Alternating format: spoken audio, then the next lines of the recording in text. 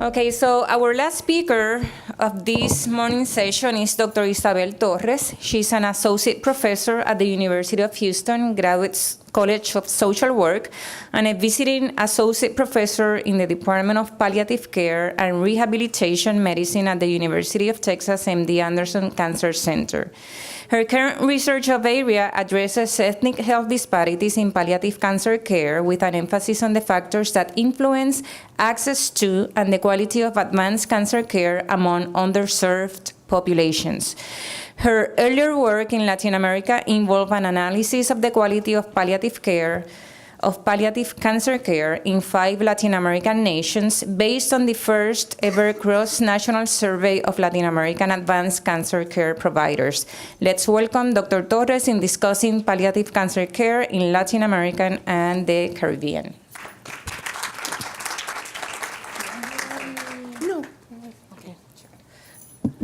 Good morning. Buenos dias. Thank you for that nice introduction. Dr. Suarez, thank you for inviting me.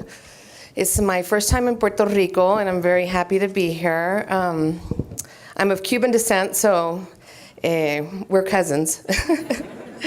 So every year I teach a class on health disparity. I co-teach a class on health disparities in America, and I give a lecture on health disparities related to palliative cancer care. And I know there's a lot of students in the room, and I like to start off by asking how many people are familiar with the concept of palliative care? Let me see your hands. Cuidados paliativos. And that's okay. I mean, it's a new concept, you know, it's relatively new. We're a relatively new subspecialty or specialty within the world of medicine and public health.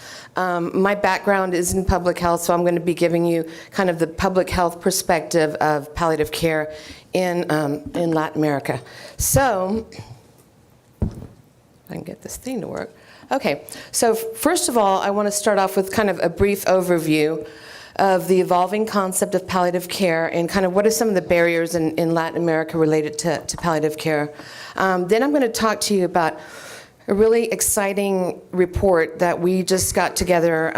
I work with the Latin American Association of Palliative Care and on my free time, and I collaborate a lot with the Research Commission, and one of the latest things that we've done is that we've developed an atlas that kind of outlines basically the services, the policies, the trainings, and everything related to palliative care.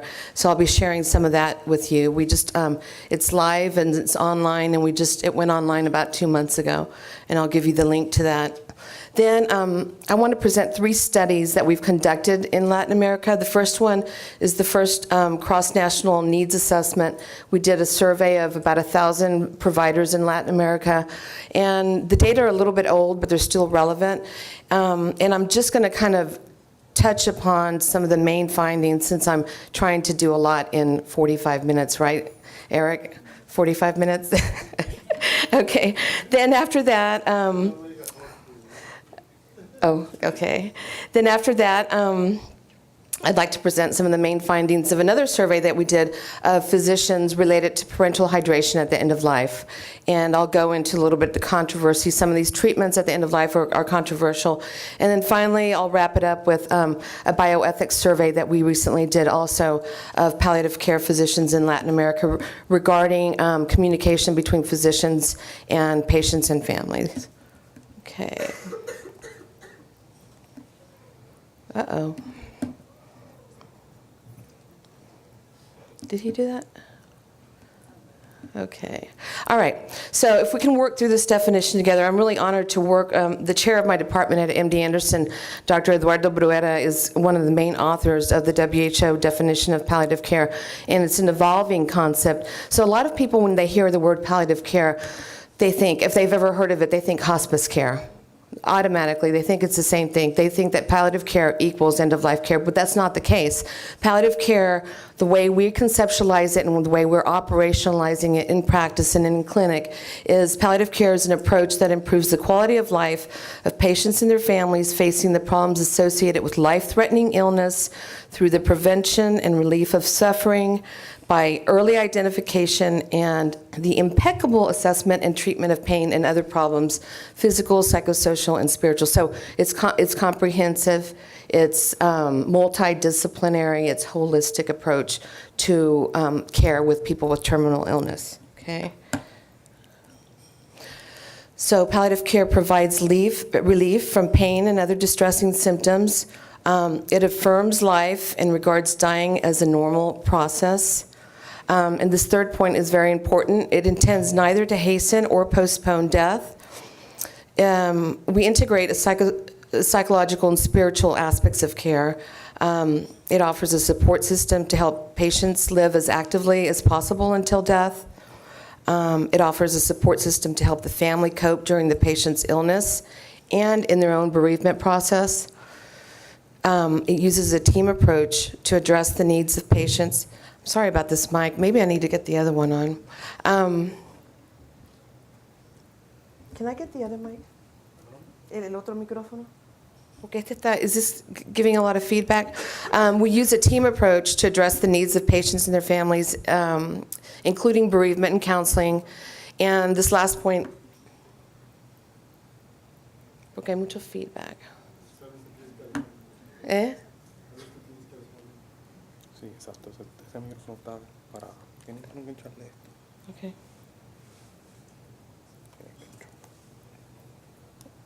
Aquí, lo aguanto. Okay, can you hear me? Okay, good. It enhances a person's dignity, quality of life, and it may also positively influence the course of illness. And I don't know how many, this came out a couple of years ago, a big study from some of our colleagues in New York, where they actually showed that although it's not the intention of palliative care to prolong life, it can positively influence the outcome of care. And bottom line is that people who get good quality palliative care oftentimes end up living longer just because the care that they're receiving is better care, okay? So the World Health Organization recommends that palliative care and pain relief, by the way, is the cornerstone, one of the cornerstones of palliative care. So one of the main things we do, predominantly, most of our patients are usually advanced cancer patients or HIV patients, is pain is one of the most prevalent symptoms, is to make pain control services available from the point of diagnosis on forward, not just limited to the end of life. And so our focus is on the quality of life, and we are person-oriented, so we try to refer to people with cancer and not the cancer patient. And this is the third point, it's very important as well. Palliative care programs should be integrated into existing public health systems through national cancer control programs.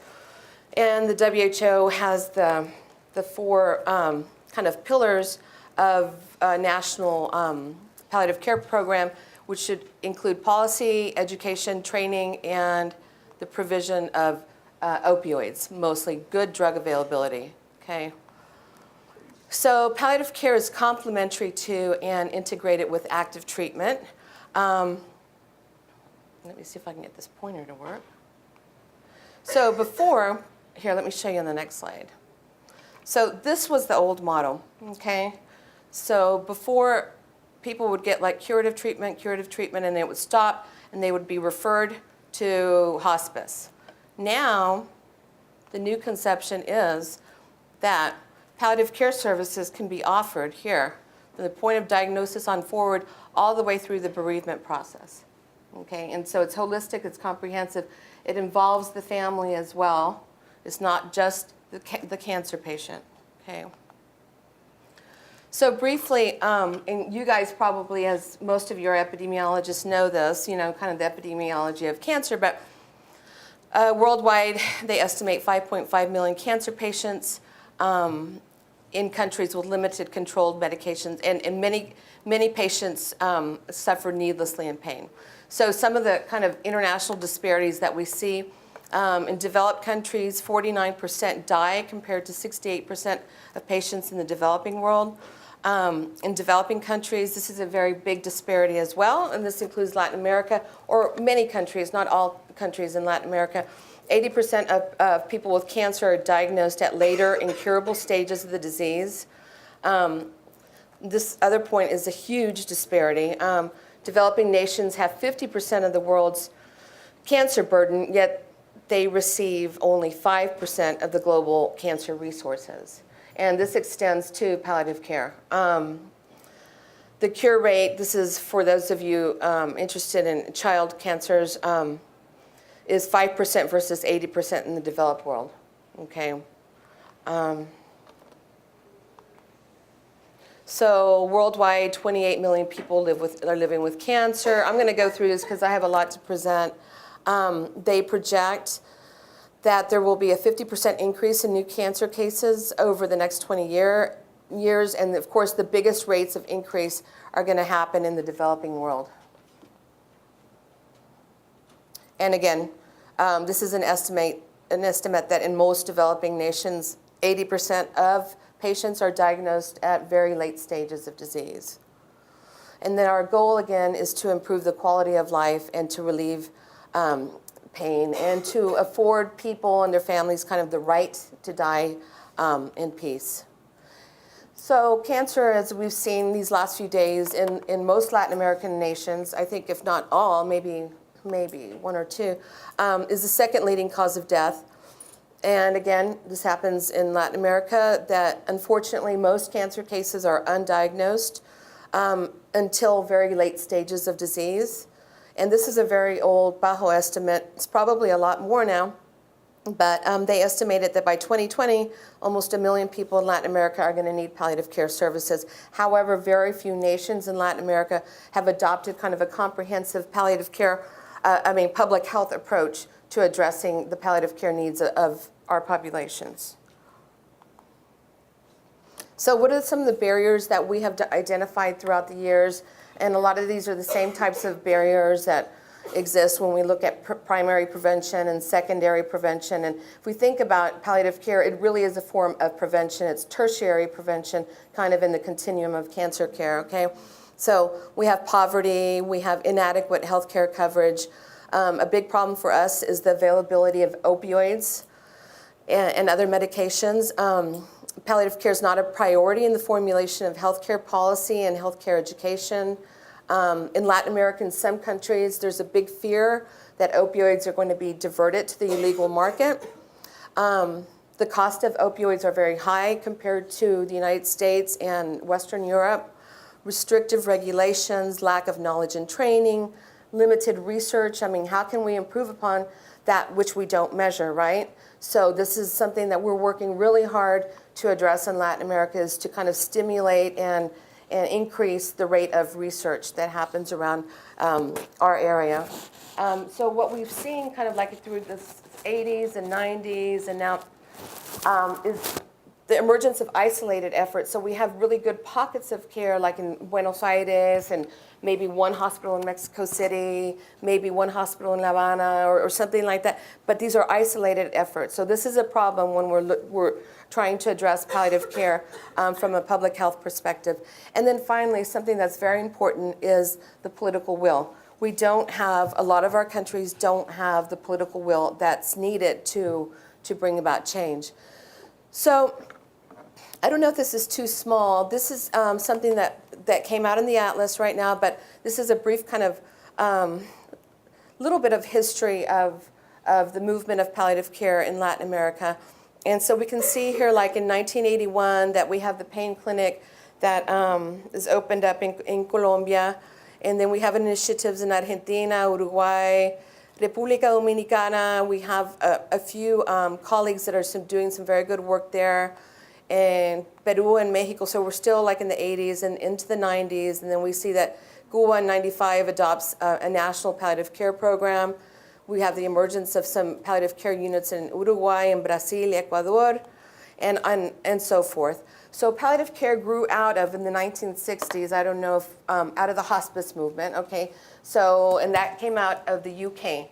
So in the UK, it was kind of like they were the leaders of this movement, and it kind of came out of trying to meet the unmet needs of patients and families who were dying of terminal illness, right? And then it kind of spread to the United States in the 70s and Canada, other parts of Europe as well. And then in the 80s, we start seeing this emergence of palliative care movements, because these are kind of like movements in Latin America and Eastern Europe and Africa, Asia, and so forth, okay?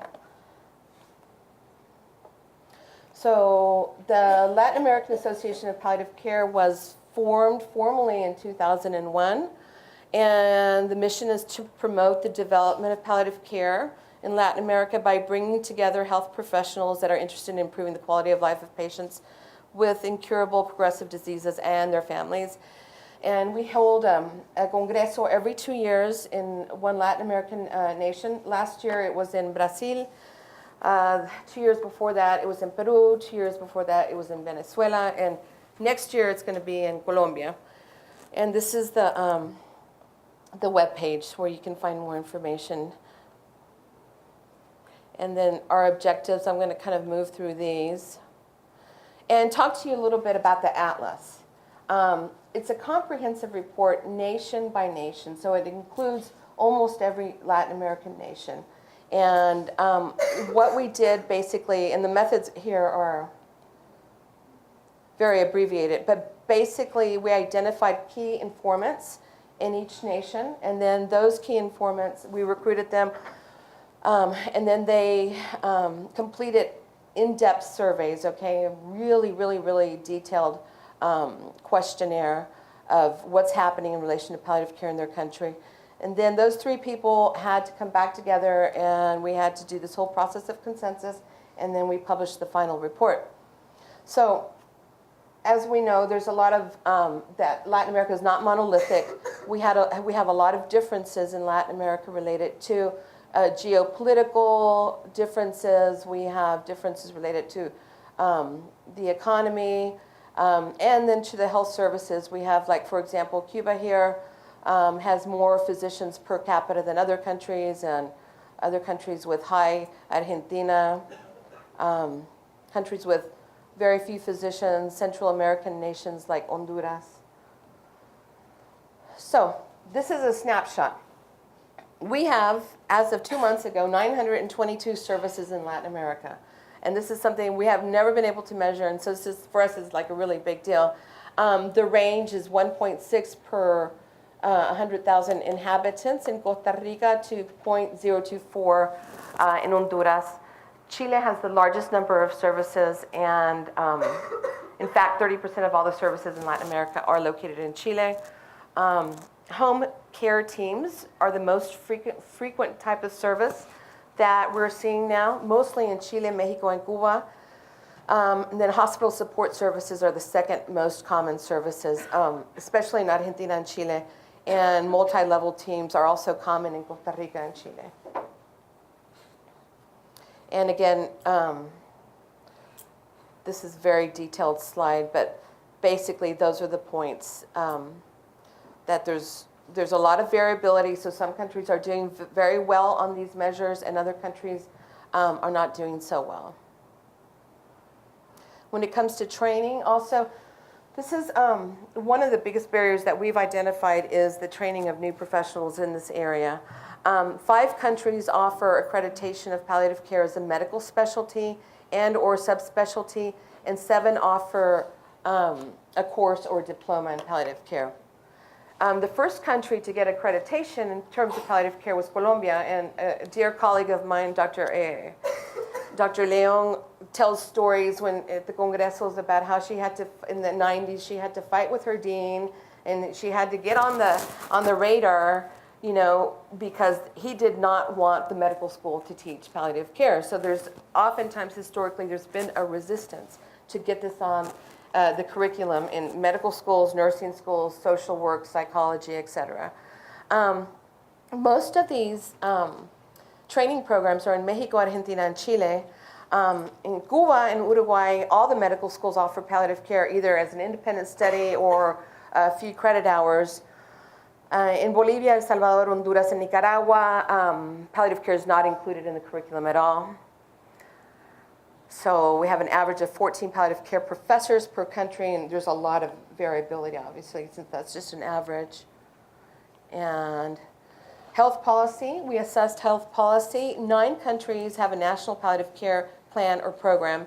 And these are Argentina, Brazil, Chile, Costa Rica, Cuba, Mexico, Panama, Peru, and Uruguay. 4 of these countries include a monitoring and evaluation system. These programs are often linked to cancer programs. 17 nations have national cancer programs, and 13 of those national programs include some type of palliative care. 5 governments allocate governmental resources to the development of palliative care, and 4 provide resources for research. So we can kind of start seeing that there are significant differences across Latin America.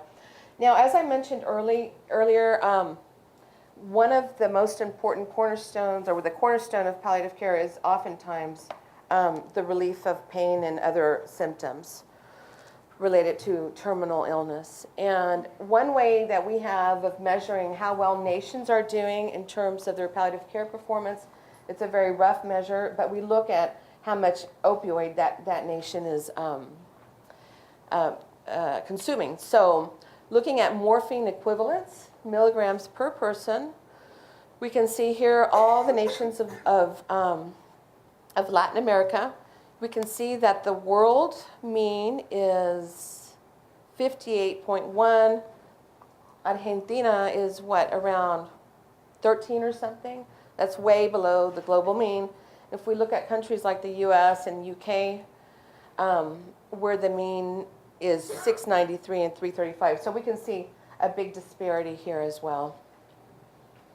Okay, so now I want to talk to you about the study that we conducted. The WHO Collaborating Center for Supportive Cancer Care at MD Anderson, in conjunction with the palliative care providers, conducted the first ever cross-national survey of providers to kind of get an idea, to do kind of a needs assessment of what's happening in Latin America.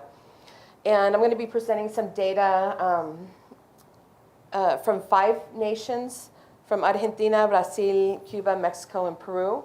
And each of these nations represents a nation from one of the geopolitical areas. And there's a lot of, it's a very nice study, and we've published this widely, but they represent a lot of variability, so we can see what's kind of really happening all throughout the Americas here. It was a cross-sectional descriptive and analytic survey. It was a convenient sample of physicians and nurses who treat advanced cancer patients. The instrument was quite long, tested, evolved, etc. We disseminated the survey through mass mailings at conferences, collaborations, online surveys, etc.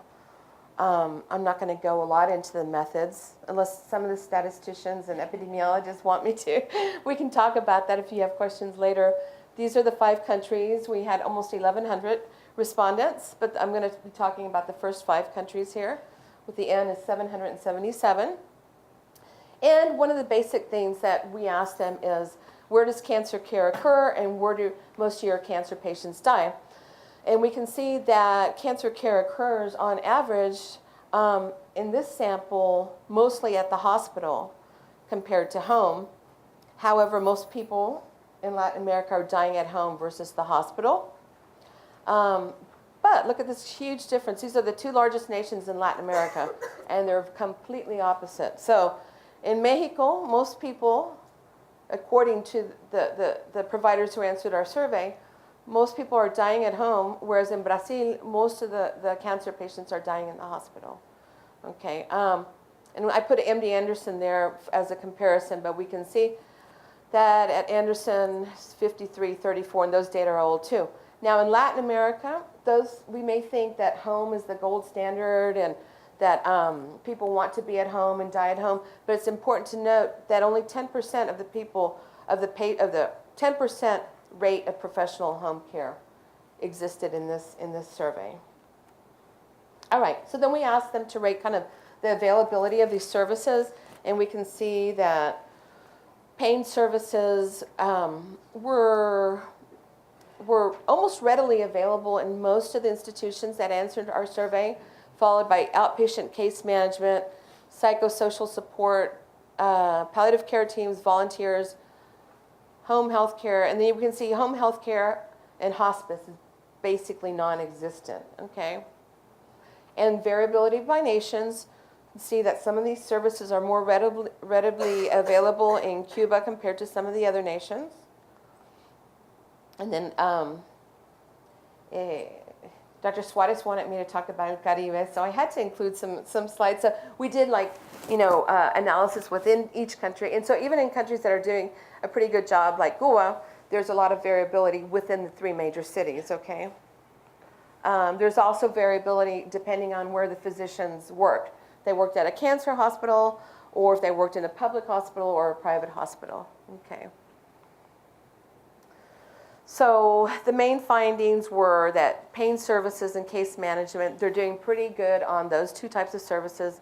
So-so on psychosocial support services. And then when it comes to hospice services, not a whole lot of people reporting those types of services. Okay. Training, most of the training, and again, these data are about 8 years old now, but most of the training related to palliative care happens informally, okay? And we can see that kind of by the first few slides that I showed you that indicate that formal training is not widely available yet in Latin America. When it comes to treating symptoms, these are kind of the most common and prevalent symptoms at the end of life. Nausea and vomiting, they felt pretty competent, pain, constipation, fever, shortness of breath, and it goes down to some of the harder ones to treat, anorexia, depression, and delirium. The physicians didn't feel too competent treating these types of symptoms. And then when we put all the symptoms together, I don't know if this happens in Puerto Rico, but in this sample, the physicians all felt highly competent. So their self-rated competency was quite high here. And not a whole lot of difference by country. So again, the main findings is that we need to do some more work related to the formal training in end-of-life care, okay? Availability of medications, and I'll go through these a little bit rapidly just because I really want to give you a snapshot of what's going on. Basically, what this slide indicates is that the availability of the main antibiotics, according to these physicians who reported the availability in their institutions, they're doing okay, except for Cuba. And Cuba stands out here with kind of a lower availability of some of these key antibiotics. When it comes to the major adjuvants that are used as well, it looks like they're doing okay. Again, there's some difference by country. Opioids, we've talked about this before, and these actually are new data, 2010 data. We can see the big variability that exists in these 5 countries. Cuba's quite low when it comes to the availability of really important opioids needed to manage pain at the end of life. And for those of you who may be interested, there's differences between long-acting and short-acting morphine. Long-acting morphine is harder to come by, and we can see here as well that most countries report pretty good availability of short-acting morphine, but not the long-acting one. And this thing, this pattern continues when we look at it medication by medication. We talked to you a little bit about the barriers of these. We asked physicians to select the top 4 barriers to cancer pain management in their institutions. And what they rated as number 1 was inadequate staff knowledge, and that has to do with training, right? Patients' inability to pay for services, that has to do with healthcare system. Inadequate pain assessment, that has to do with training as well, and then excessive state legal regulations is a policy barrier. So we see kind of a combination of training and policy barriers. And then we asked them to rate kind of what are the main policy barriers as well. And the top 3 barriers that they told us were, number 1, problem is that palliative care is not a priority in the formulation of healthcare policy. This is where it all begins, okay? Followed by palliative care is not a priority in healthcare education. And by the way, that's a struggle we have even in the United States, not just in Latin America. And then fear of diversion of opioids to the illegal market was ranked number 3. And of course, then we have variability.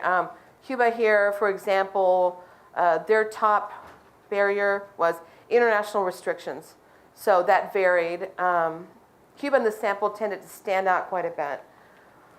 Then we asked them, we wanted to assess the appropriateness of advanced cancer care in Latin American countries, and we asked people to rate the quality, access, and availability of services. And we can see here that, again, Cuba rated quality, access, and affordability of care higher than respondents from the other nations. However, what's kind of interesting, I think, about this is that the order is reversed. So everyone else rated quality higher than access, higher than accessibility, and in Cuba it was reversed. Quality was rated lower than access, which was rated lower than affordability. Okay. So what did we learn from all this? Okay.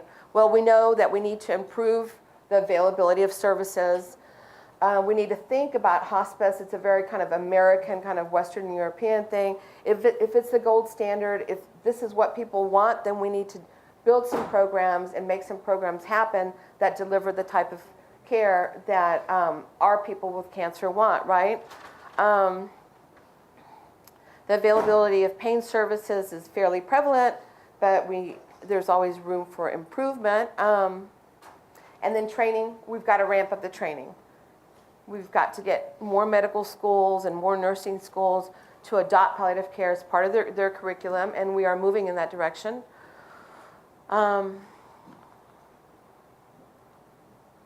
Medications, I think one of the main things is that the long-acting medications, opioids, are more limited in all countries.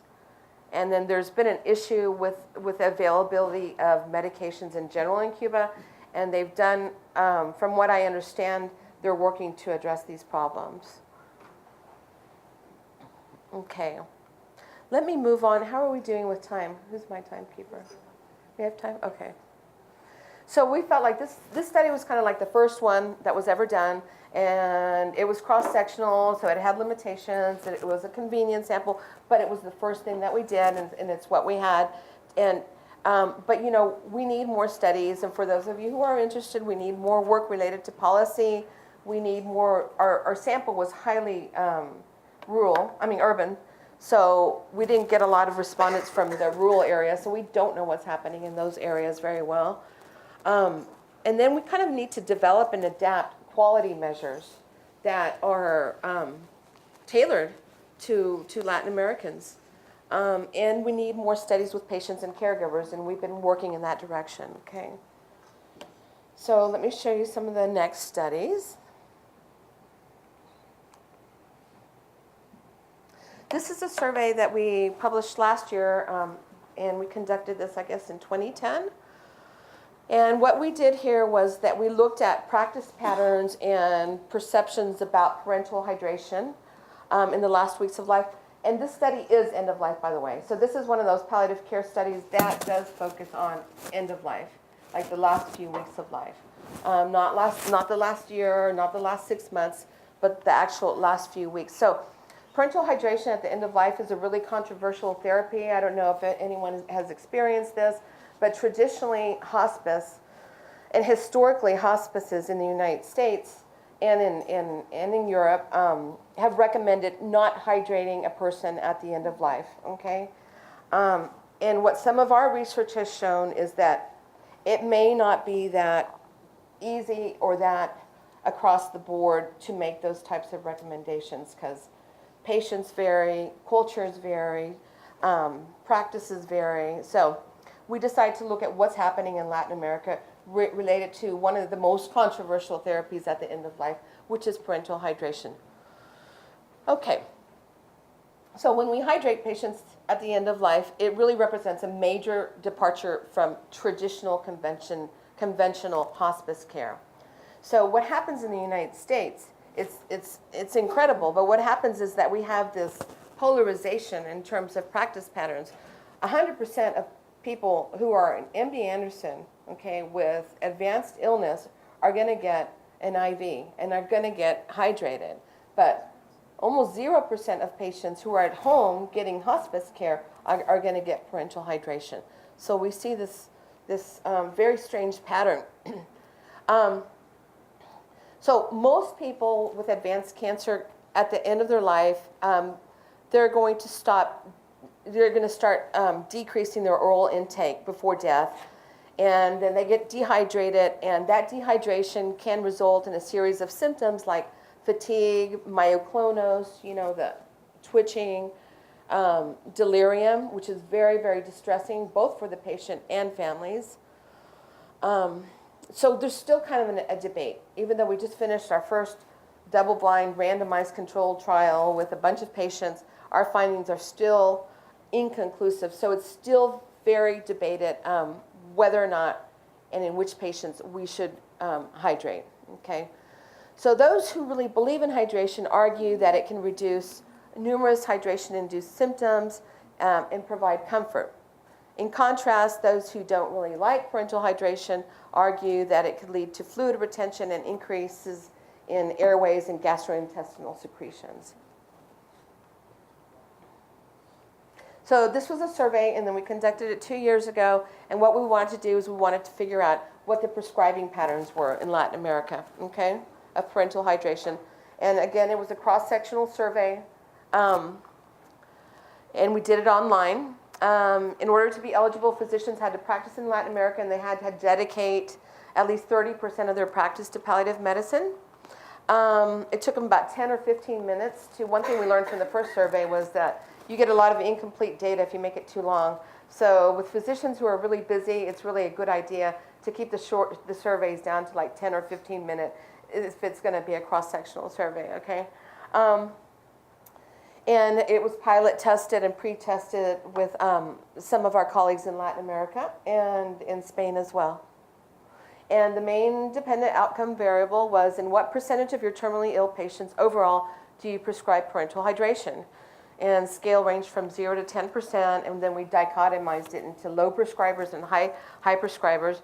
And then we looked at a series of independent variables, demographic variables. We looked at religious affiliation and the importance of religion.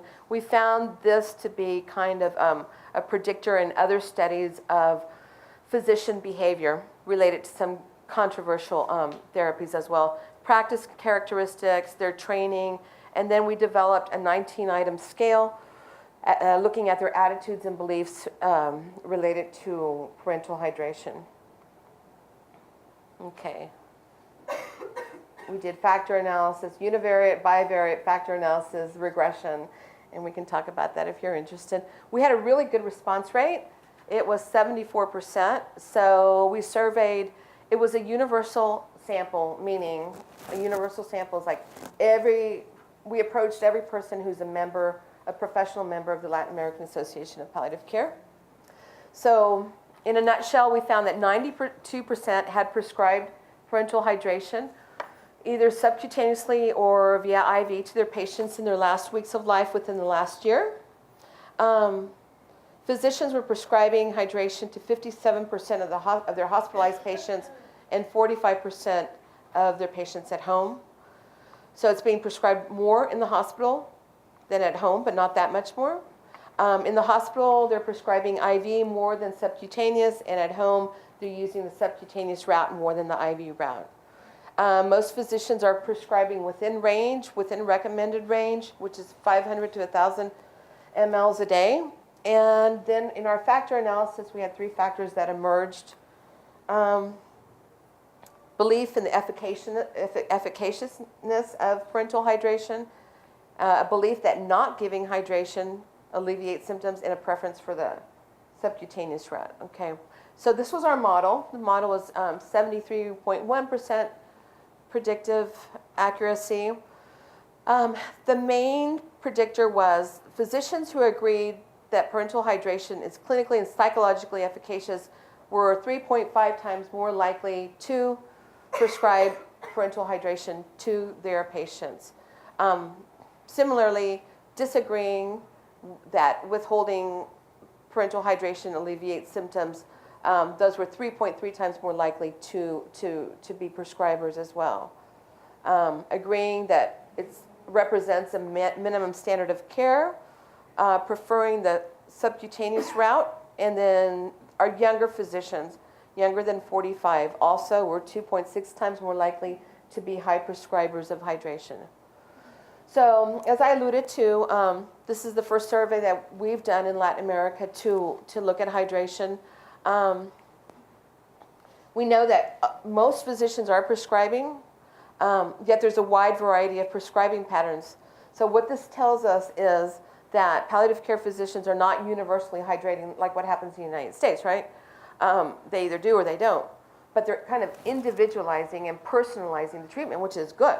So this is actually a really good finding. It's also really important that one of the main sources of differences in physicians' prescribing levels were their perceptions regarding the efficacy of parenteral hydration. Because what this tells us is that it's really their assessment that's informing their practice pattern and not something else. Not the hospital that they're working in, not their training. Okay, so that's a very important finding. So again, this is very different than what happens in the United States. We're seeing just a little bit of everything in Latin America. But the difference is that in the United States, if you're a patient and you go to the hospital, they're going to put an IV in because the reimbursement system is set up in a way that the hospital gets reimbursements for the IV. So there's not always a personal assessment of the patient need. So, and again, Latin America is actually looking more like countries like Canada and Japan in terms of this very controversial end-of-life therapy, which we found very interesting. So let me do a little check on the time here. And I think we're okay. Good. Sorry, this is a lot of information, but I was so excited to share palliative care with people who usually don't do palliative care. And I usually speak at these big palliative care conferences, and you kind of speak to the choir, so it's important for us to. What did he say yesterday? He said transdisciplinary, right? Yeah, we have to be transdisciplinary, okay. So this is a third survey, and what we did here, we looked at attitudes and beliefs regarding communication with terminally ill cancer patients. And we did the survey a couple of years ago, but Dr. Bruera had done the survey in 2000 in Argentina with a very small group of physicians who were representative of palliative care movement at the time. And we went back and we compared their responses 10 years later to see how their attitudes and beliefs and behaviors had changed. Okay. So we don't know a whole lot, again, about what happens between physicians and patients and families regarding communication at the end of life. So we refer to this as truth-telling is a big deal in my field. We talk about truth-telling. So truth-telling and physician perceptions regarding patient disclosure preferences, whether or not they want to be told the truth about their diagnosis or prognosis, kind of reflects a really important ethical dilemma, kind of associated with the tensions between the principles of autonomy and beneficence. And we know this varies across culture. In Latin cultures, including Latin Mediterranean cultures, there's a very strong tradition of being paternalistic and being very protective over people who are very sick. So it's not uncommon for physicians to come out and lie to their patients or lie to the families, or the families to go and tell the physician, don't tell my mother, don't tell my grandmother that she's dying. I mean, that's just part of our culture. And it happens in Italy, it happens in Greece, it happens in Portugal, it happens in all of Latin America, okay? So this is a very important, because if we're going to deliver patient-centered care, we need to know what our patients want, okay? But this is controversial as well. You can't really just come out and lie to your patients either, right? So there are rules and regulations against that. So it's a very kind of delicate area. So we want to examine this kind of bioethically charged area of end-of-life communication. So we did a survey a couple of years ago in Buenos Aires, and we wanted to compare findings from this survey to the one 10 years earlier. And again, it was just a cross-sectional, descriptive, and analytic survey. And, you know, I can go over the instrument with you if you want. These were the countries. Our response rate was a little bit lower than the other one. This is, we asked some pretty delicate questions, 53% response rate. And here we can see the changes in their attitudes, beliefs, and practice patterns regarding truth-telling. So in both 2010 and 2000, physicians told us that they believed that all patients with cancer should be told their diagnosis. So that didn't change. However, look at this next one here. We see a really significant change from 52% to 75% in the proportion of physicians who said that at least 60% of their patients knew their diagnosis of cancer. So it's gone up. Similarly, we see almost a significant increase in the proportion of physicians who told us that all patients kind of have the right to know the terminal stage of their illness, and also in the percentage of patients that actually know the terminal stage of their illness. So their attitudes and their behaviors have changed. This is almost twofold right here, twofold increase in behavior change. And interestingly, both time periods, we asked the physicians if they agreed with this or not. If I had cancer, I would want to know, and 100% basically, both time points said, of course, they would want to know, but they wouldn't always tell their patients, right? Okay. So when it came to changes regarding patient and family preferences, regarding the disclosure of diagnostic and prognostic information, and remember this is physician reported, but we see more than a twofold increase here in the proportion of physicians who are telling us now that at least 60% of their patients want to know the terminal stage of their illness, and at least 60% of the families want to know. So according to physicians, the attitudes of patients and families have changed in just 10 years. So I'm going to go over these terms because a lot of people get these three terms confused. People get palliative sedation confused with physician-assisted suicide and euthanasia. And it's something that makes the news a lot, and it's something that a lot of people just have trouble kind of differentiating between these three very different practices and laws as well. So palliative sedation is the use of sedating medications to decrease a patient's level of consciousness to mitigate intractable suffering. But the intent is not to hasten the end of life. The intent of palliative sedation, the intent, and this is a legal differentiation, the intent, and a moral one too, the intent of palliative sedation is the relief of intractable suffering caused by refractory systems, and not to deliberately end life. However, physician-assisted suicide, the goal here is to alleviate suffering of a terminally ill patient by providing them with a medication that the patient can then take or hasten their own death. Hastening death in this situation is the primary and intended outcome. And then euthanasia, we all know. Euthanasia is where the physician himself or herself administers the medication to hasten death, to bring about death. Okay. So we asked them about their attitudes and beliefs regarding palliative sedation. And we can see here that most physicians felt that palliative sedation was appropriate to manage symptoms at the end of life, and also was appropriate to manage extreme existential distress. However, when it came to their practice patterns regarding palliative sedation, we can see that they're kind of like all over the place, but 64% of physicians seem to be using palliative sedation in 40% or less of their patients. So it looks like palliative sedation is being practiced, but it's being practiced quite conservatively. Okay. Now, when it came to physician-assisted suicide, they're split down the middle. You can see here 46% totally agreed, totally or partially disagreed, and 43% totally or partially agreed. 12% were neutral. However, when it comes to euthanasia, it looks like the vast majority are against euthanasia. When it comes to shared decision-making, in both years, physicians said, we feel like shared decision-making is the way to go, okay, when making these types of decisions with our patients. However, in both years, we can see that the MD is still the one making the decision. So there hasn't been a whole lot of change when it comes to decision making. And then we asked them to rank the bioethical principles of justice, beneficence, and autonomy. And in 2000, justice in Latin America was ranked number 1, followed by beneficence, and then autonomy. However, 10 years later, we can see something that starts looking more North American. It starts looking more Canadian and more US American.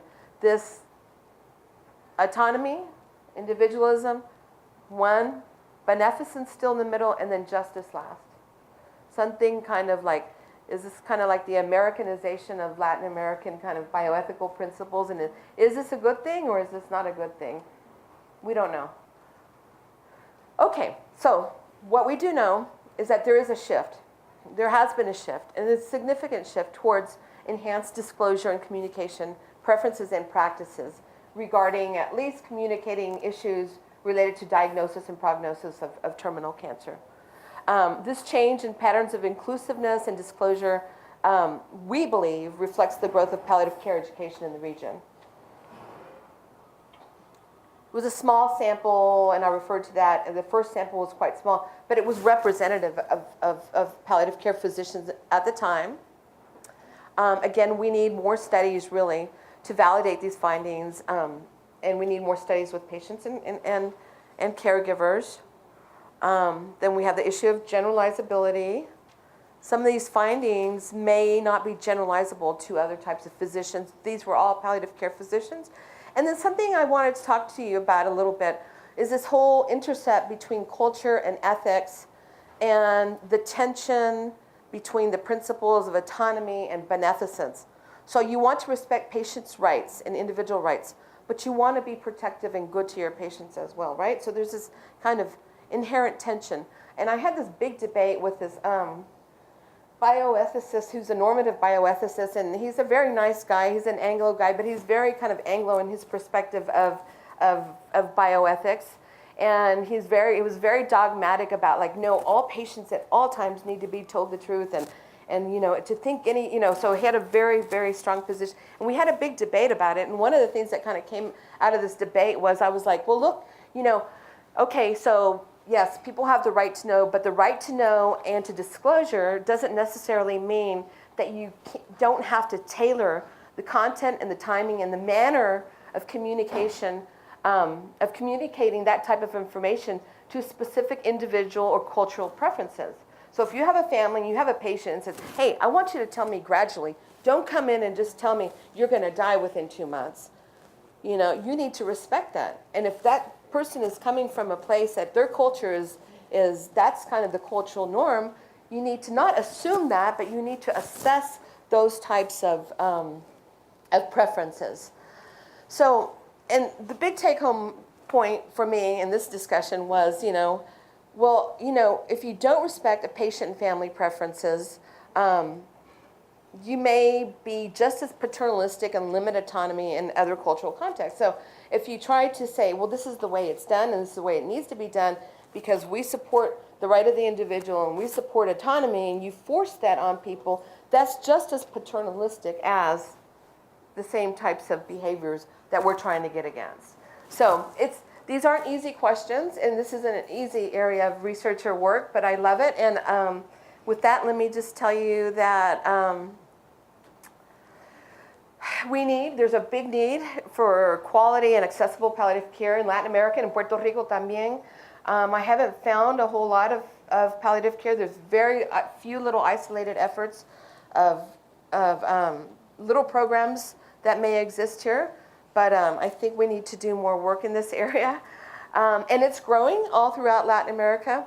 But you know, most of the advances that we've seen have been from healthcare providers who do this on their free time and who kind of are on the front line, and they go and they fight and they organize and they get involved with regulators and with policy and with deans and administrations and so forth. So there's a lot more that needs to be done in the area of health policy and also in terms of educational policy.